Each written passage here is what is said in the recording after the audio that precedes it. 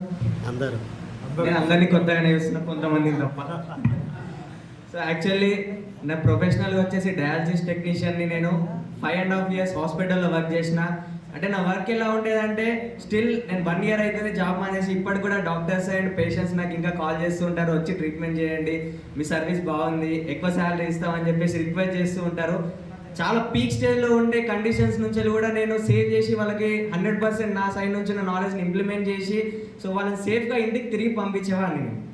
So అలా నాకు ఒక లైఫ్ని కంటిన్యూ జర్నీ చేస్తున్న టైంలో 2017లో మా ఫాదర్ వెస్టిల్లోకి వచ్చిండు.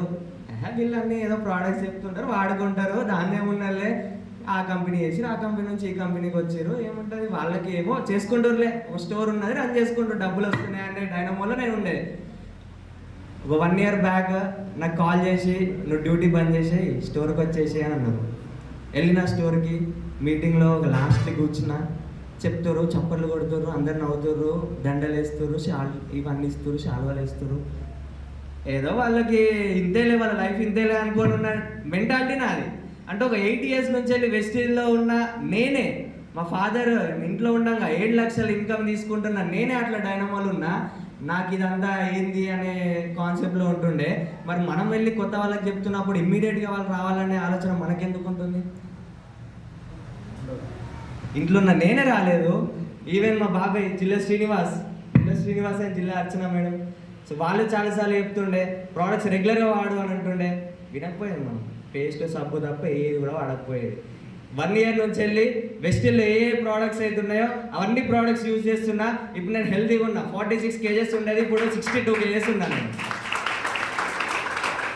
అట్లీస్ట్ నేను హాస్పిటల్లో వర్క్ చేస్తుంటే కూడా 2 times కోవిడ్లో కరోనా అటాక్ అయింది. సివియర్ కండిషన్స్ ఉన్న పేషెంట్స్కి ఎక్స్పోజ్ అయ్యి 4 days బెడ్లో వండుకున్నా కూడా 1 day సప్లిమెంట్స్ యూజ్ చేయగానే మళ్ళీ తిరిగి డ్యూటీకి వెళ్ళేవాడిని నేను. సో ఆ పవర్ అనేది వెస్టీజ్ సప్లిమెంట్స్ ద్వారా ఉన్నది, అది తెలుసుకున్నా. ఎప్పుడైతే మనం నాలెడ్జ్ గెయిన్ చేసుకుంటామో, ఆ నాలెడ్జ్ గెయిన్ చేసుకున్న దాన్ని మనం ఎప్పుడైతే ఇంప్లిమెంట్ చేసుకొని మన డౌన్లైన్స్కి ఇంప్లిమెంట్ చేస్తామో మనం దీనిలో సక్సెస్ అనేది తీసుకోవచ్చు. It will be a memorable day for me. ఎందుకంటే ఫస్ట్ టైం నేను ఒక షీల్డ్ తీసుకుని ఇంతమంది ముంగట ఒక రికగ్నేషన్ అనేది నాకు వచ్చింది. So thank you so much. మీ లైఫ్లో కూడా ఒక మంచి ఆపర్చునిటీని మీకు చూపించారు చాలామంది. సో దీన్ని నమ్ముకోండి, ముంగటికి వెళ్ళండి, మీరు కూడా ఒక మంచి సక్సెస్ని గెయిన్ చేస్తారు. Thank you, wish you well.